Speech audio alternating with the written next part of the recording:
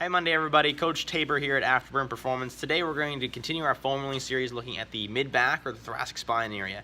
Now the reason this spot is important to hit when you're doing your foam rolling is because a lot of the time it gets really quite restricted in our movement as we go back and forth because we're getting ourselves all tied up with a tight chest. We're always kind of bent forward on our desk or at our mobile devices or schoolwork or desk work and things like that. So this is a great one you want to try to loosen up. It's a big issue for shoulders and low back if you don't have it really mobile or working well, because you can't get into this extension posture, staying up nice and straight. You're more hunched over like this, causing your low back to arch more to make you stay up straight, or making yourself having those shoulder issues because you're so brought forward and can't really rotate through there. So any rotational athletes, this is a great one you want to add too. So we can work on getting really solid rotation in both directions. Even though you have one, obviously it's going to be better for your sport. So we're going to get that set up. So to foam roll that mid-back area, you can use either your foam roller that we talked about before, or using like 2 lacrosse balls and have them taped together like this to make a peanut shape. And it works really, really well. And I'll make sure I show a close-up at the end of the video and show you how to make that real quick. So that way you'll be able to really get in there nice and deep into the tissues, whereas the foam roller won't let you do that as well because the foam roller doesn't have that groove in the center for your spine. So I'll show you this one as a starter. So you want to lay yourself around the upper part here, or the mid part, excuse me, where your rib cage is. So where that starts here, because before in the low back video we did from basically the rib cage down to our hips. Now we're going rib cage up towards the top of our shoulders. So you're gonna lay back. I'm gonna try to take the shoulders and open them up as much as I can by kind of hugging myself, going into that posture. I'm gonna roll back and forth, and when I find a spot that's really a little bit more tender than another, I can try to get that nice extension by pushing my chest or my top of my rib cage down, by pushing the bottom part of my rib cage down in the opposite direction on the roller, so that way I kind of arch in my mid-back area, but not my low back. So I'm trying to like squish down as I go back. It's going to feel incredibly awkward for the first couple times until you get that position. Now, once we get that, you can also do, to get some improved range through your shoulders, bring the shoulders over top, back and forth, and try to blast that, all depending on what's going to be the worst position for you.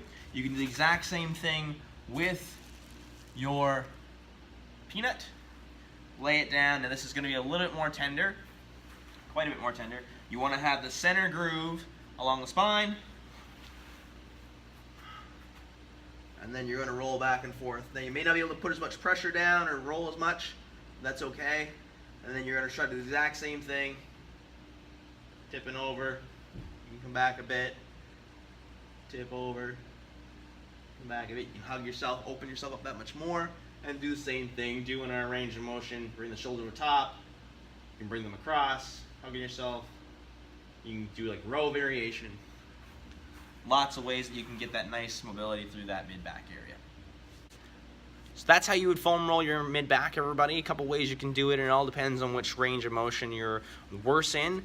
Just getting that nice thoracic extension though as we try to crush our belly button down will be great. One part that I left out there is that you want to make sure when you're going to those parts that you're going to be tipped back, you want to take a nice deep breath into the nose, blow out through the mouth in that O shape, because what that's going to do is let your body kind of relax as you do it. So if you take a nice deep breath in right now and breathe out, you're obviously going to feel much more relaxed than you would if you ever get stressed out or anything like that. It's always good to take a nice deep breath.